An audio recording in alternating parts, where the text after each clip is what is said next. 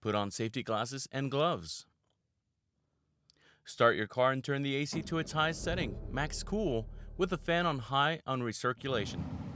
With the AC on, determine whether or not the compressor clutch is engaged. If the compressor does not engage, repairs may be necessary. Locate the vehicle's low pressure port on the larger diameter aluminum tubing between the compressor and the evaporator. Remove the plastic cap from the port and save it for later. If you have trouble locating the port, visit our port locator at www.acprocold.com for additional help. Unscrew the trigger dispenser from the can and set the can aside.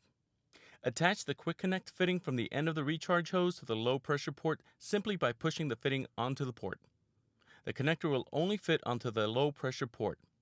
When the fitting connects, you will hear a click.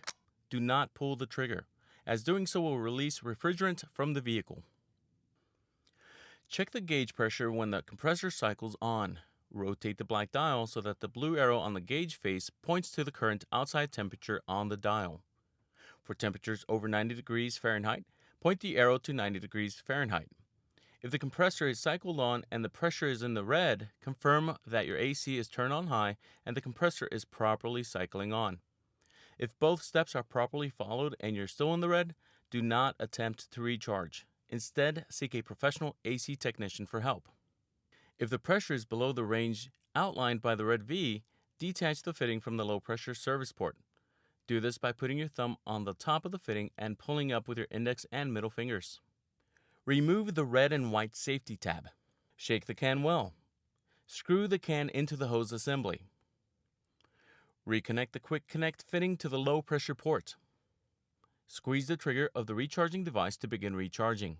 Notice that the gauge needle goes to 0 to indicate that no pressure reading is being taken during charging. Every 10 to 15 seconds, release the trigger to check the pressure reading. Notice the gauge needle shows the AC system pressure when you release the trigger. While recharging, rotate the can between 12 o'clock and 3 o'clock every 2 to 3 seconds in order to continually shake the can back and forth. The system is recharged when the gauge needle rests inside the red V area marked on the lens. You can also check the temperature of air blowing out of the dashboard vent to see if it's blowing colder air.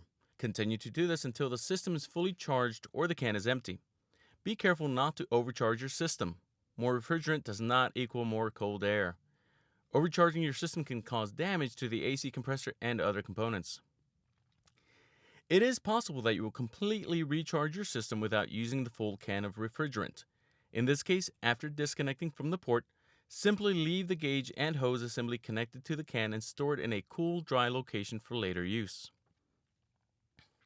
Unscrew the dispenser from the can and store. The dispenser may be used again with another can of AC Pro refrigerant. Dispose of the empty can following your local recycling laws. Replace the plastic cap you removed earlier from the low pressure port.